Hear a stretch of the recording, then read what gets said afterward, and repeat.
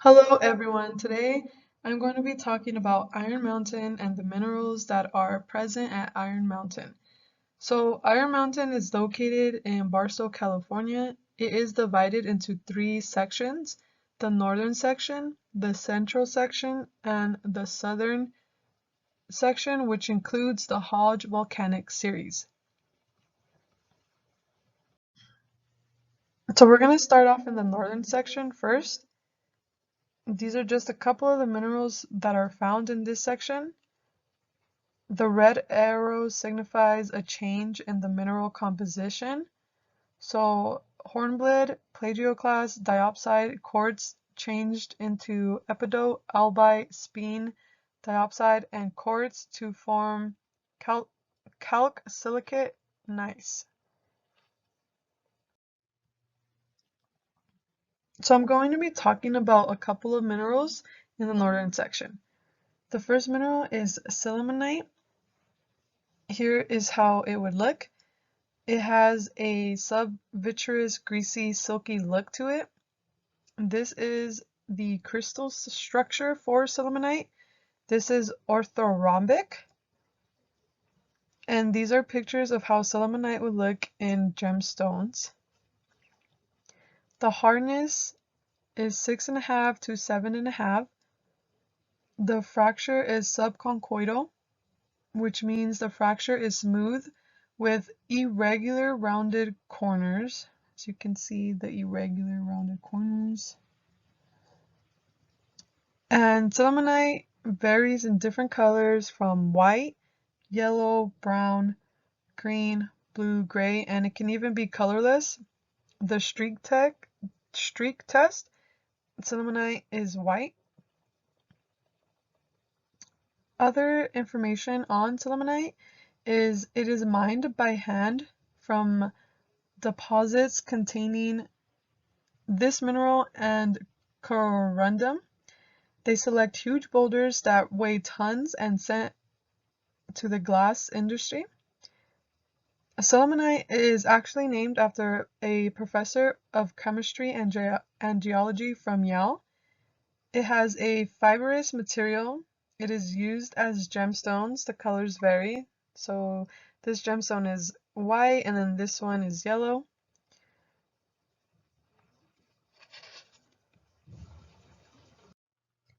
The next mineral is diopside.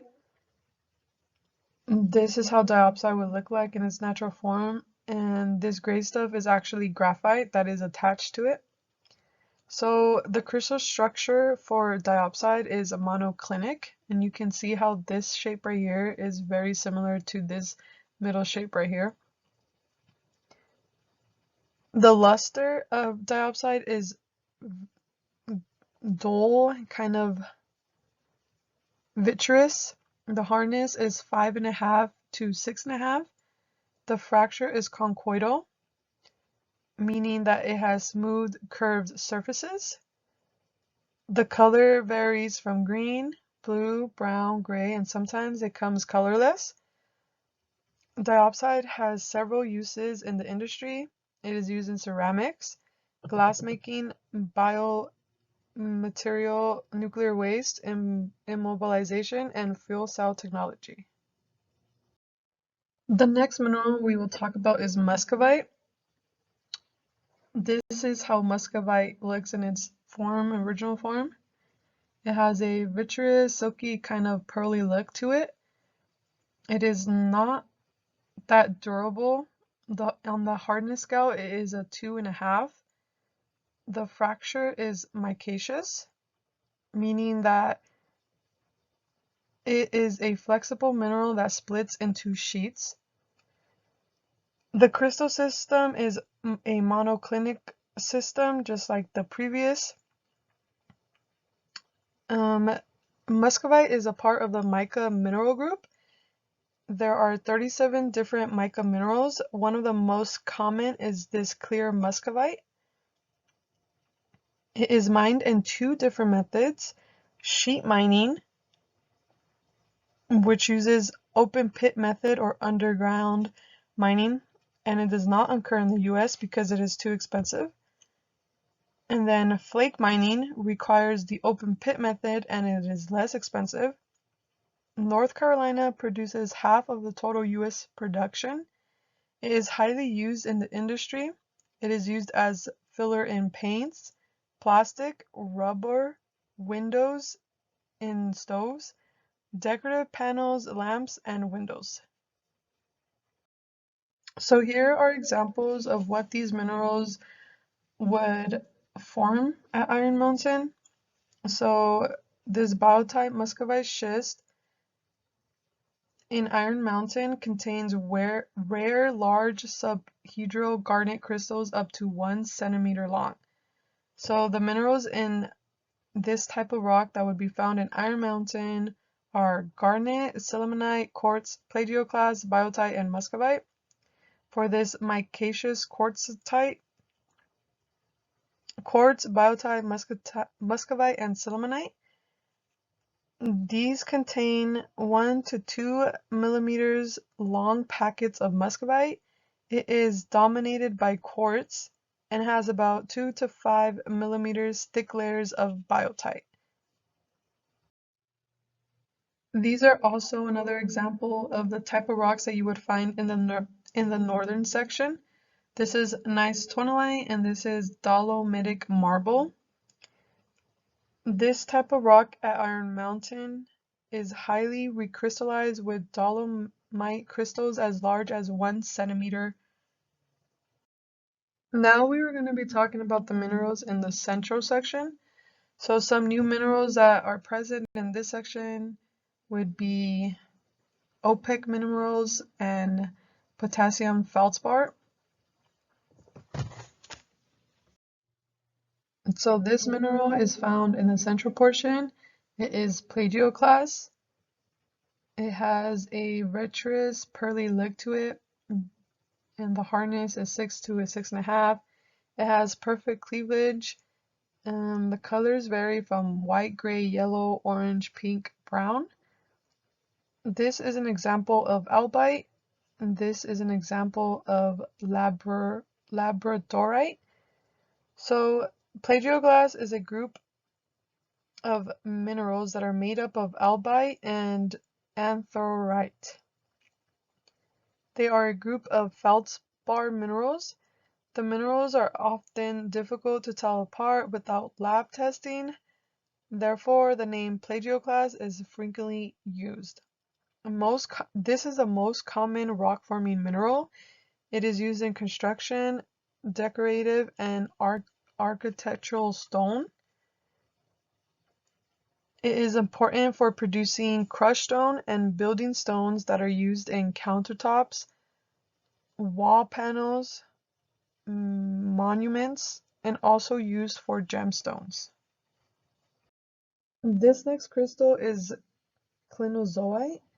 So this has a virtuous luster to it. This is its original form.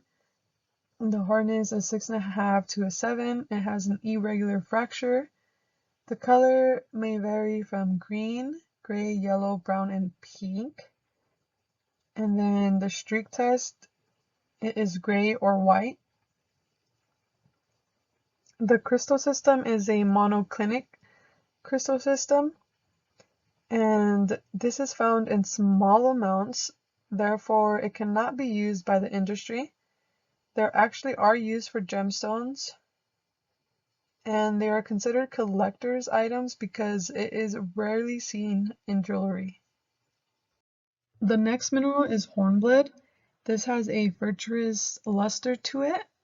The hardness is 5 to 6. It has an uneven fracture. The colors come in black, brown, or green. When you do a streak test on hornblende, it is colorless and it often falls apart. So hornblende is named for dark colored amphibolyal minerals. The hornblende mineral group is also a rock-forming mineral. These are also hard to tell apart, and it is used for construction and architect plans. The rock amphibolite is crushed and used during highway construction and for train tracks. The high quality pieces are cut into dimension stone and sold.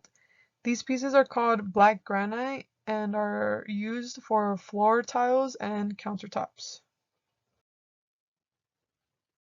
So these would be the rocks that would be found in the Iron Mountain complex, in the central portion. These are just examples of how these rocks would look like. So for this hornblende diorite in the Iron Mountain, it has a color index of about 65. It is composed mainly of hornblende and plagioclase. And it also has gabbro within the diorite. The gabbro's color index is 80 or higher. Again, and these would be examples of rocks found in the Iron Mountain complex. Now we are in the southern section and the Hodge Volcanic series of the Iron Mountain complex. There are a couple of new minerals here in this section, which are zircon and chlorite and actinolite. So this is the mineral zircon. It has a vitreous, greasy look to it. This is its original form. The hardness is a 7.5 and it has a conchoidal fracture. The color varies from brown, red, black, green, and yellow. The streak test comes out white. The crystal structure is tetragonal, and this is how it would look like in a gemstone. So zircon is a popular gemstone that has been around for 2,000 years. It is a lower cost replacement for diamonds because of its similarities.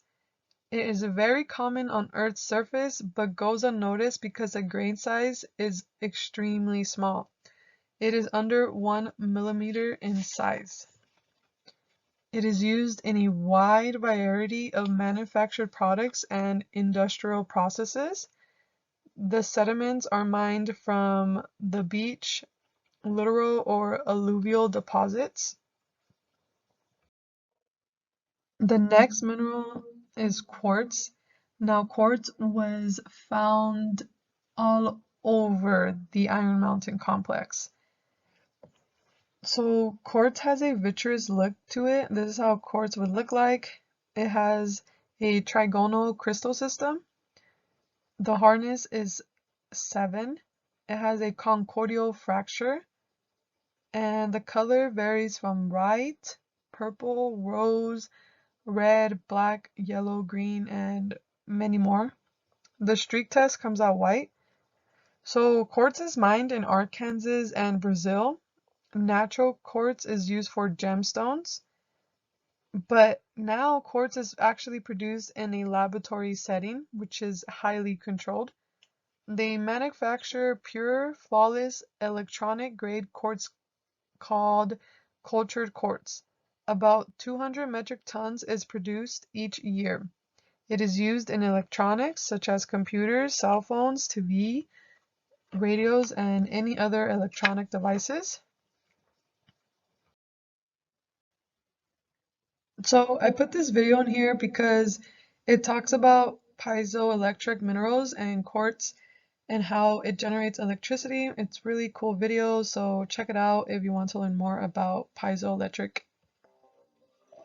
minerals. This is the mineral biotite. It has a vitreous pearly luster to it.